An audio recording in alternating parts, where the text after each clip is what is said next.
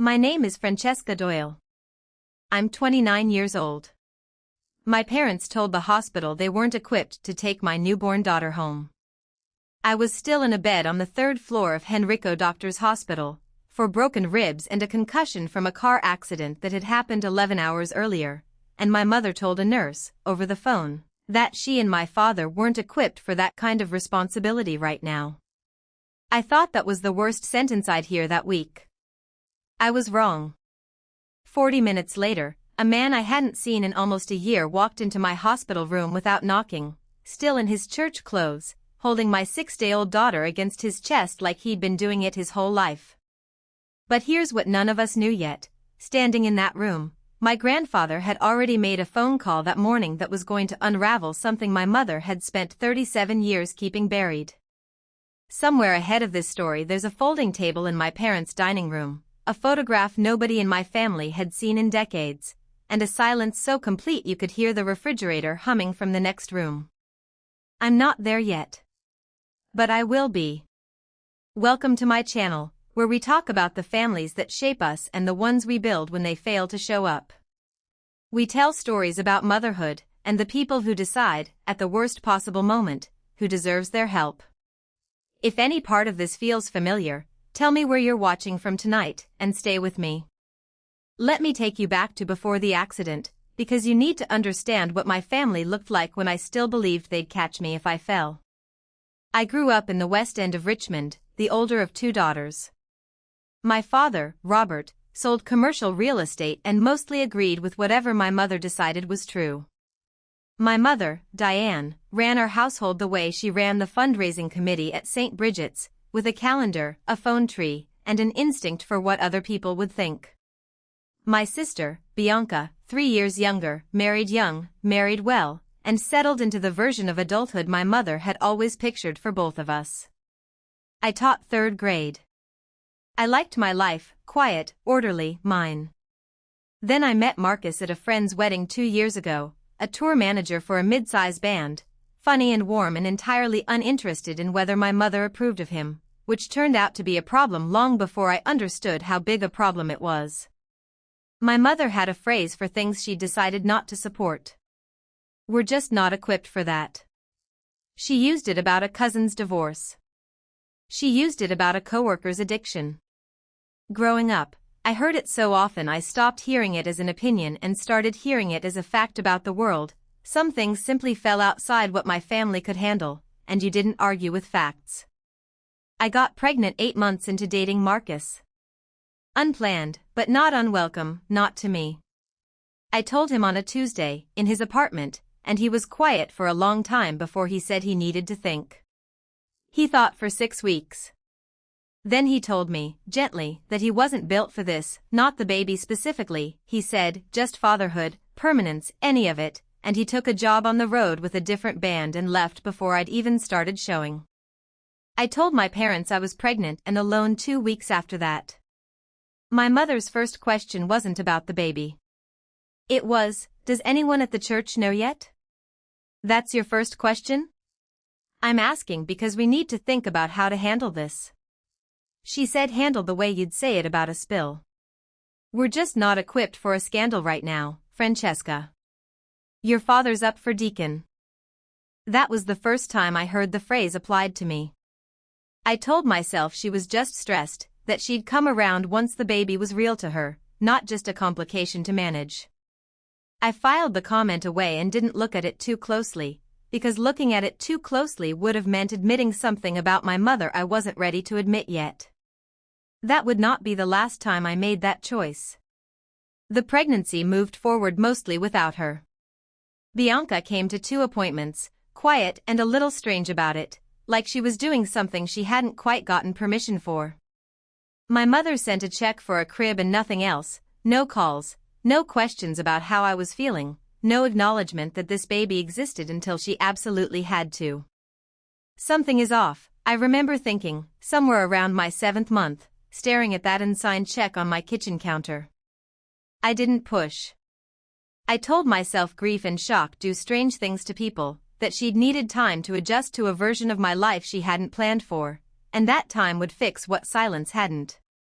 Nora was born on a Tuesday in March, 6 pounds 2 ounces, loud from the first second. My mother visited the hospital once, stayed 11 minutes, held her granddaughter for perhaps 90 seconds before handing her back and commenting on how tired I looked. My father didn't come at all, wasn't feeling well, Bianca reported, in a voice that made me wonder if that was really the reason. I brought Nora home to my apartment alone. Bianca helped for the first week, more present than either of our parents, though something in her seemed careful the whole time, watchful in a way I didn't understand yet. 6 days later, I was driving Nora to her first pediatric appointment when a delivery truck ran a red light on Broad Street and hit my car broadside. I don't remember much of the impact itself, a flash, a sound too loud to process, my own scream mixing with Nora's from the back seat where her car seat, thank God, held. I remember an EMT's face very close to mine, asking my name, and I remember answering with Nora's name first, over and over, until someone confirmed she was breathing, crying, checked out and stable, before I let myself stop repeating it. We were both taken to Henrico doctors. Nora was cleared within 2 hours, a car seat that did exactly what it was built to do. I was less lucky, for broken ribs, a concussion, internal bruising they wanted to monitor overnight, at minimum. I called my mother from a hospital bed with my hands shaking, the same way I'd once called her from a bathroom floor as a teenager with a fever she'd told me to sleep off. Mom. I was in an accident. Nora and I are both okay, but they're keeping me overnight, and I need someone to take her, just for tonight, just until tonight. A pause, longer than it should have been for someone whose daughter had just told her about a car crash. Francesca, your father and I have plans tonight. The Hendersons' anniversary dinner. I'm asking you to watch my daughter for one night. I was in a car accident. I understand that. I do. But we're just not equipped for an overnight infant situation, not with no notice like this. Isn't there someone from the hospital who can help? A social worker? I sat there with the phone against my ear, my chest aching with every breath, listening to my mother explain that her granddaughter was a situation she and my father weren't equipped to handle for one single night. She's 6 weeks old, Mom. She's your granddaughter. I know who she is. Something sharp in her voice now, defensive. This isn't a good time, honey. We'll come by tomorrow, once things have settled. She hung up before I could say anything else. I sat there, phone in my lap, my newborn asleep in a hospital bassinet 3 feet away, and something in my chest went very still and very quiet, the kind of quiet that isn't peace. I didn't call Bianca that night, I should have. Because 40 minutes later, before I'd even decided what to do next, my grandfather walked through the door in his church clothes, and everything I thought I understood about that phone call was about to be turned completely inside out. My grandfather, Salvatore Vitali, 83, my mother's own father, had heard about the accident from Bianca, who'd called him in a panic before calling anyone else in the family.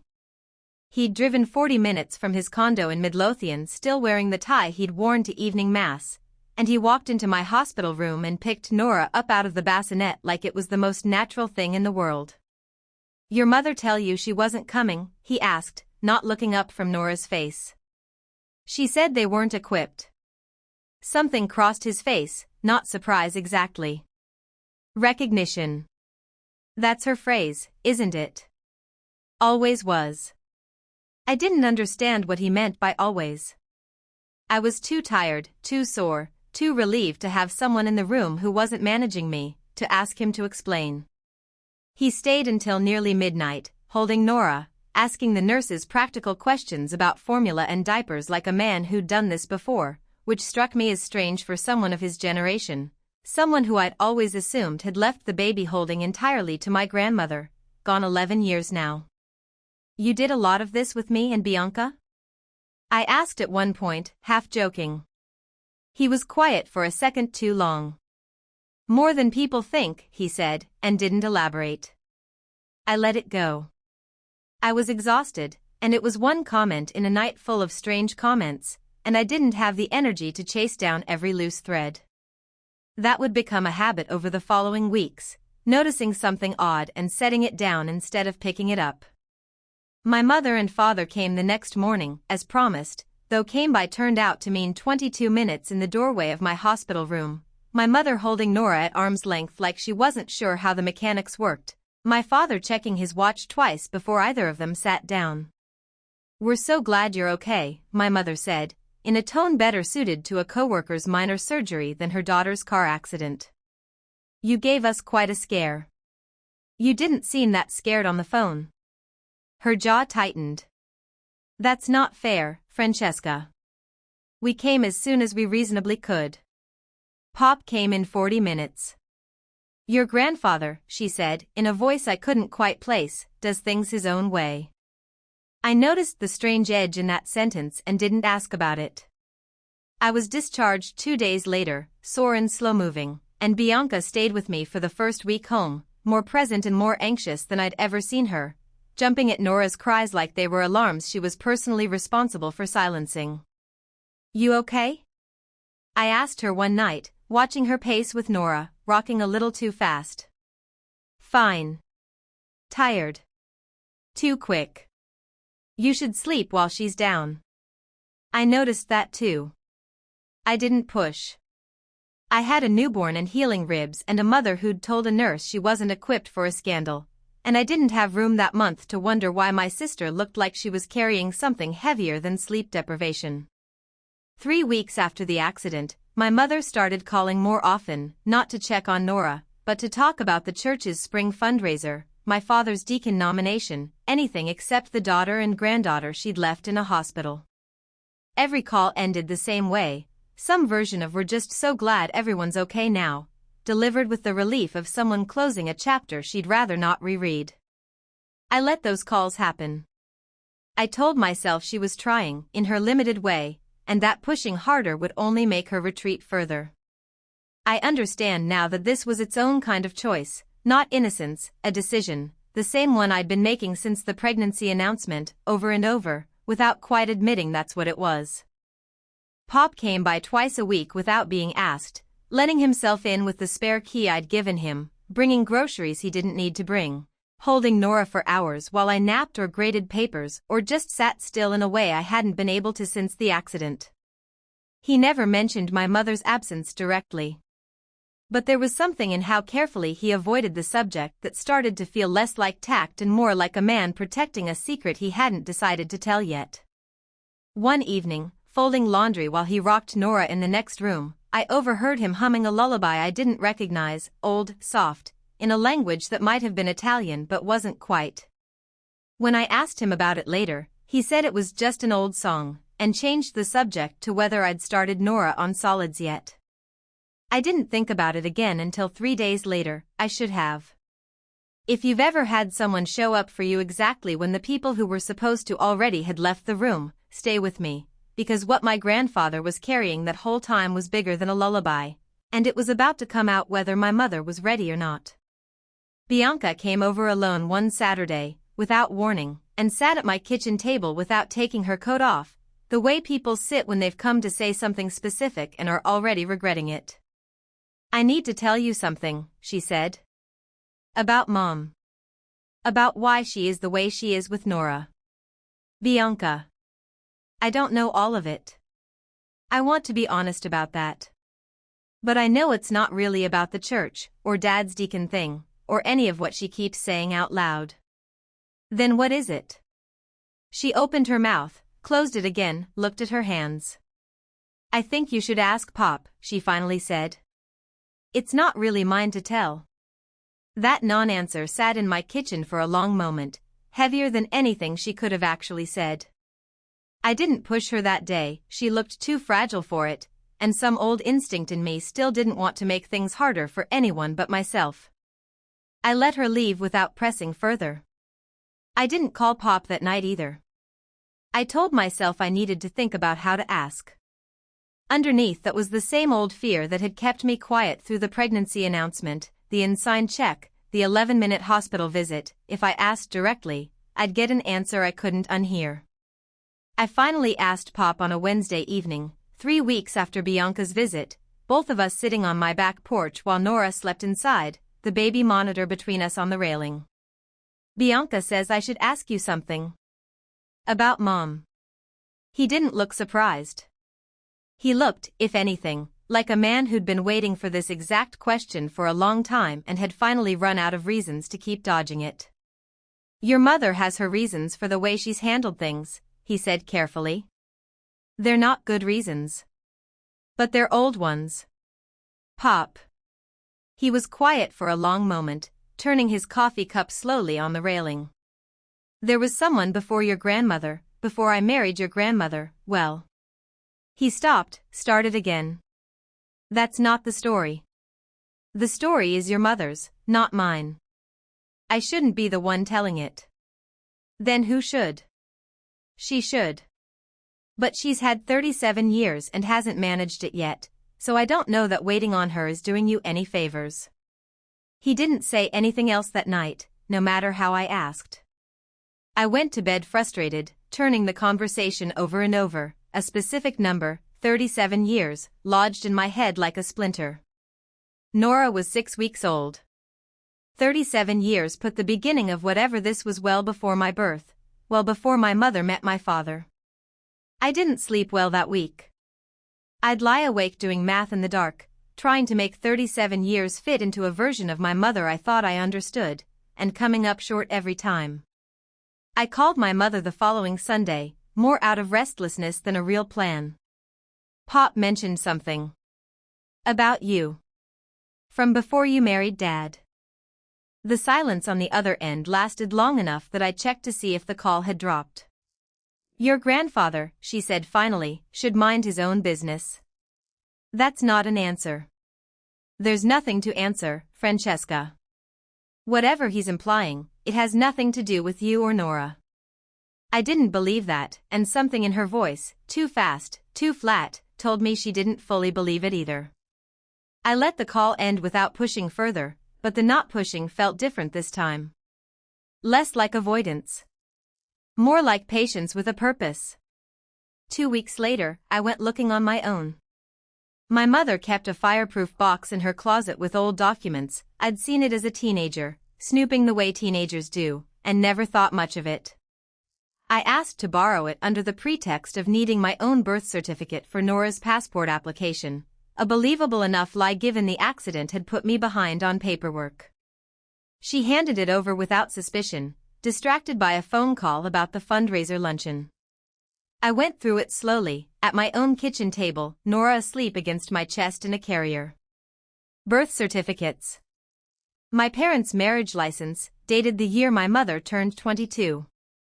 My own birth certificate, 3 years after that.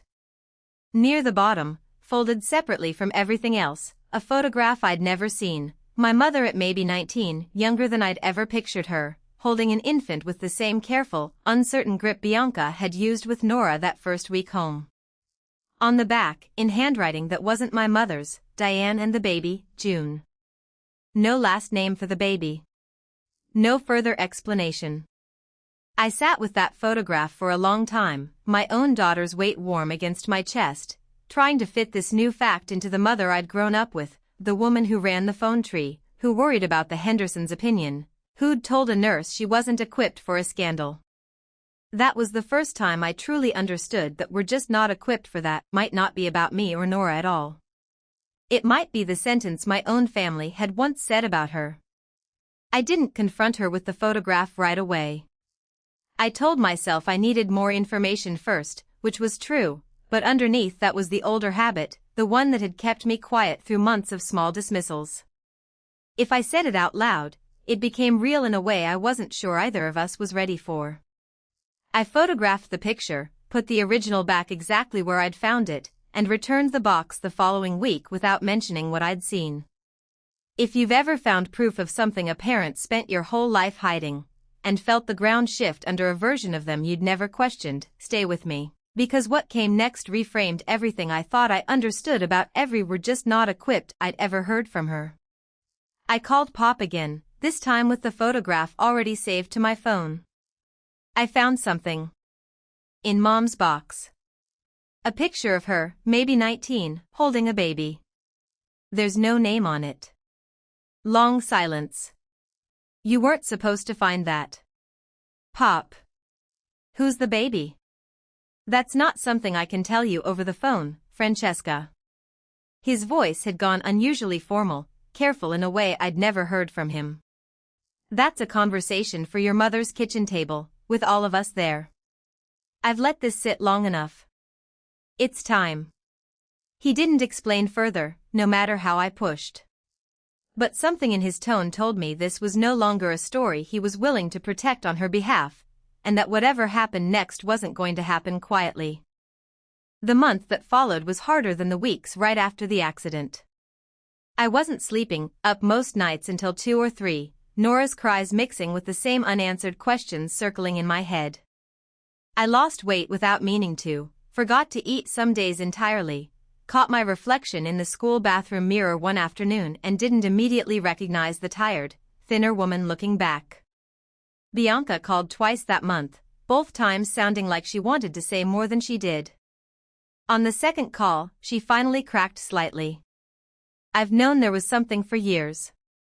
Not the details. Just that there was a before that nobody talked about. I used to think it was about Grandma dying young. I don't think that's it anymore. Why didn't you ever ask?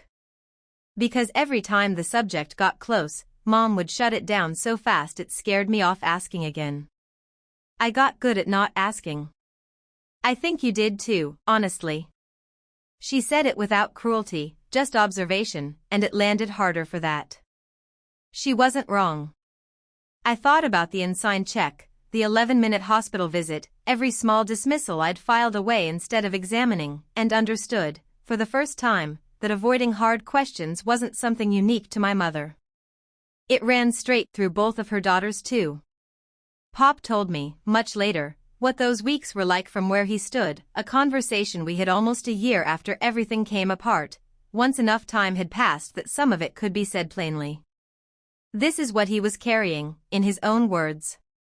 I promised your grandmother I'd let Diane tell it in her own time. Every year that passed, I told myself there was still time, that pushing would only make her dig in harder. When you called me from that hospital and told me she wouldn't come get the baby, something in me finally understood I'd been wrong to wait. She was doing to you what her own family did to her, deciding a baby was a problem to be managed instead of a person to be loved, and I realized I'd rather break a promise to my daughter than watch her repeat what nearly broke her. I didn't know any of that yet, those sleepless weeks in April, only that something was building toward a conversation none of us could avoid much longer. I found myself, without quite deciding to, driving past the church my mother had attended her whole life, the one where she'd worried so much about scandal and standing. I sat in the parking lot for a while one Sunday afternoon, Nora asleep in her car seat behind me, trying to picture my mother at 19, pregnant and terrified in a world that had clearly told her exactly what I was hearing echoes of now, that some things a family simply isn't equipped to handle. I didn't go in. I didn't need to. I think I just needed to sit somewhere that had shaped her, before I sat across from her and asked her to explain herself. 2 weeks after that, Pop called a family dinner, his idea, his insistence, at his own condo instead of my parents' house, which I understood later was deliberate. Neutral ground, in a place my mother couldn't control the way she controlled her own dining room. Sunday, he said. Your mother, your father, Bianca, you and Nora. It's time. Does Mom know why? She knows I'm done keeping this for her. A pause. That's all she needs to know beforehand. The week before that dinner moved slower than any week I could remember. I barely ate.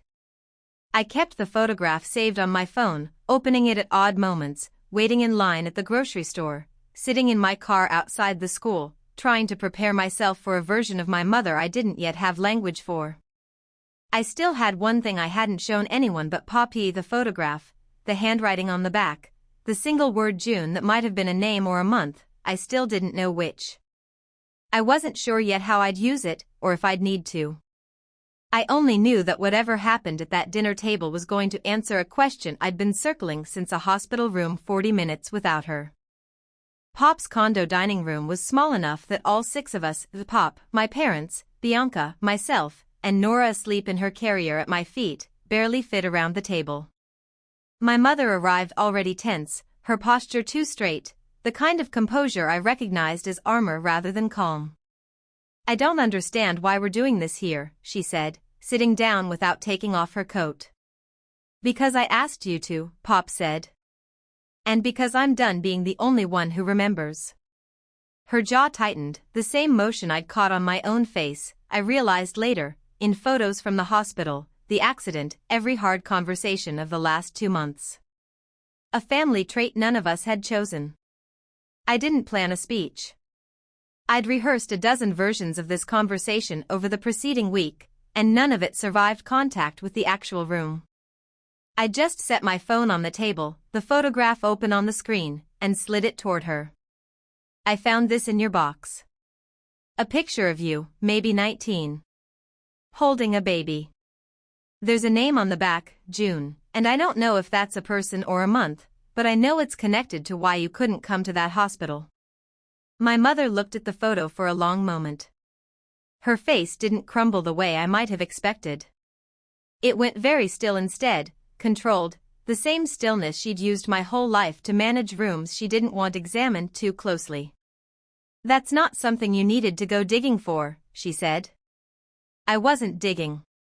I was trying to understand why my own mother told a hospital she wasn't equipped to take her granddaughter for one night.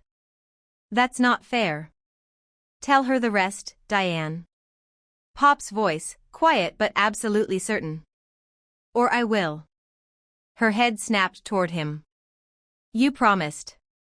"I promised your mother, God rest her, that I wouldn't force it out of you. I never promised I'd let you do to your granddaughter what your family did to you." Something in the room went very still. My father, I noticed, hadn't said a single word since sitting down, his eyes fixed on the tablecloth like it might offer an escape route. My mother's composure finally cracked, not into tears exactly, into something tighter, more controlled, as if she were forcing the words out through a door she'd kept bolted for decades. "I was 19, she said, each word clipped short. "There was a boy. Not important who. I got pregnant, and my parents, my mother, mostly, decided the family wasn't equipped to have an unmarried pregnant daughter in the house." That was the phrase. Exactly that phrase. I felt something cold settle in my chest, hearing my own life soundtrack recited back at its origin point. I had the baby. A girl. They arranged an adoption before I'd even really understood what was happening. I held her for maybe an hour, at the hospital, and then she was gone, and nobody in my family ever mentioned her again. Not once. Like she'd never existed. Bianca made a small sound, her hand over her mouth. My father still hadn't looked up. I told myself, for years, that it hadn't damaged me. That I'd moved on, married your father, built a good life, a respectable life. Her voice cracked slightly there, the first real break. "Then you called me from that hospital, pregnant, no, already a mother, alone, no husband, and every alarm in me went off at once. I wasn't thinking about you at all in that moment. I was back in that room, 19 years old, watching them take her away, and I panicked. I said the only sentence I had for a moment like that, because it's the only sentence anyone ever gave me. You could have told me, I said. Any time. Instead you let me think I wasn't enough of a priority for one night. I know. Quieter now. I know that's what it looked like. It's what it was. She didn't argue that. For the first time in my life, I watched my mother sit with a fact instead of managing it. Pop spoke again, gently this time. You spent 37 years protecting a secret that was never yours to be ashamed of, Diane. And in protecting it, you did to your own daughter almost exactly what was done to you. My mother looked around the table, at Pop, steady and unmoved, at Bianca, crying quietly, at my father, still silent, at me, holding evidence of a wound she'd never let any of us see. Something in her face finally gave, not into performance, just into exhaustion.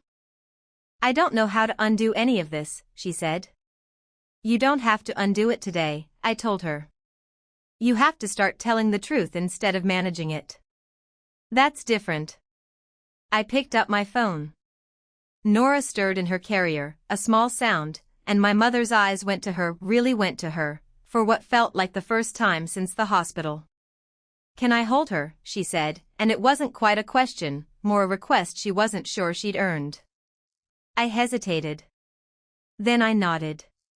The months that followed didn't produce the clean reconciliation a simpler story might promise.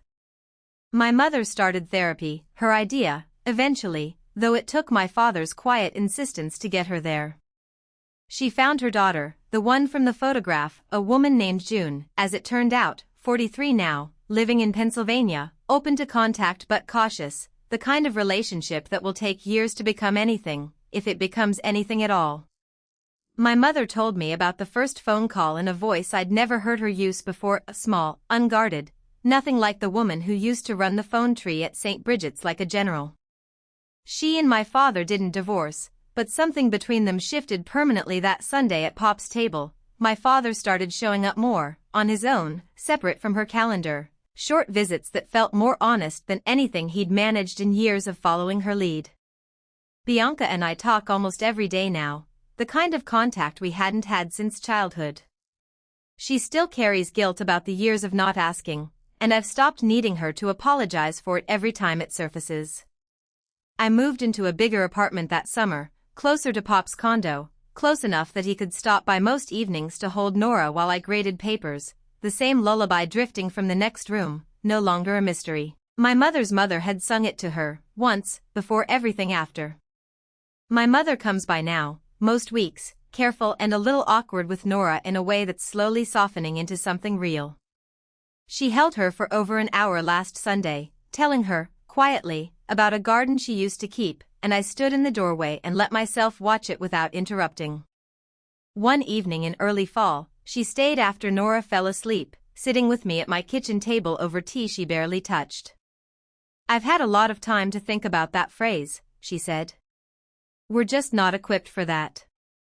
I think I said it to you the way it was said to me, like a fact instead of a fear. I don't have an excuse. I just wanted you to know I finally understand where it came from. I didn't tell her it was okay. It wasn't, not fully, not yet. Thank you for telling me, I said instead. I don't know what all of this looks like yet. But I'm glad you said it. We didn't talk much longer. It wasn't the clean forgiveness a simpler version of this story might have offered, more like two women finally agreeing to stop standing on ground that had cracked decades before either of us admitted it. I still wonder, sometimes, whether my mother would have ever told me any of this without Pop forcing the issue, or whether she'd have carried it quietly to her own grave the way her mother clearly intended her to. I don't think I'll ever know for certain. Maybe she doesn't either. That's my story. A photograph with one word on the back, a lullaby I finally understood, a phrase, we're just not equipped for that, that stopped being a fact the moment I learned where it actually came from. Thank you for staying with me through all of it. If any part of this found its way into your own family, tell me your version in the comments. I read every one. See you in the next story. There's something worth sitting with in how precisely Diane's fear repeated itself. She wasn't protecting a reputation so much as protecting herself from ever having to feel, again, the particular helplessness of being 19 and watching a family decide her child was a problem instead of a person.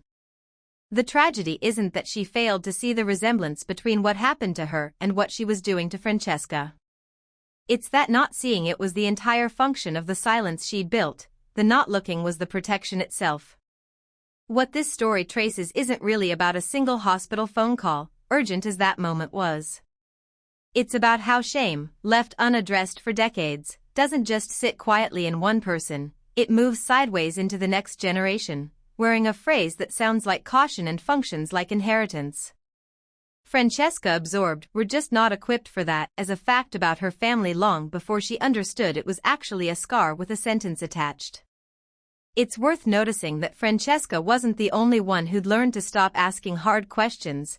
Bianca had sensed the shape of something wrong for years and let herself be talked out of curiosity every time it got close. That pattern didn't originate with either sister. It was modeled for both of them, generation after generation, by a family that had decided some questions simply weren't safe to finish asking. Salvatore's decision to finally break his decades-old promise wasn't dramatic in the way confrontations usually are, no raised voice, no ultimatum in the moment itself. It was simply a man deciding that protecting his daughter's old secret mattered less than protecting his granddaughter from repeating it. That's its own kind of turning point. Sometimes loyalty has to change directions before healing becomes possible at all. What Diane loses in this story isn't her family, not really. It's the version of herself that never had to answer for the silence, the woman who got to keep being simply careful instead of afraid. What she gains, slowly and imperfectly, is a chance at an honest relationship with a daughter she gave up decades ago, and a granddaughter she almost failed the same way twice. Maybe the question worth carrying out of this isn't whether Diane deserved forgiveness.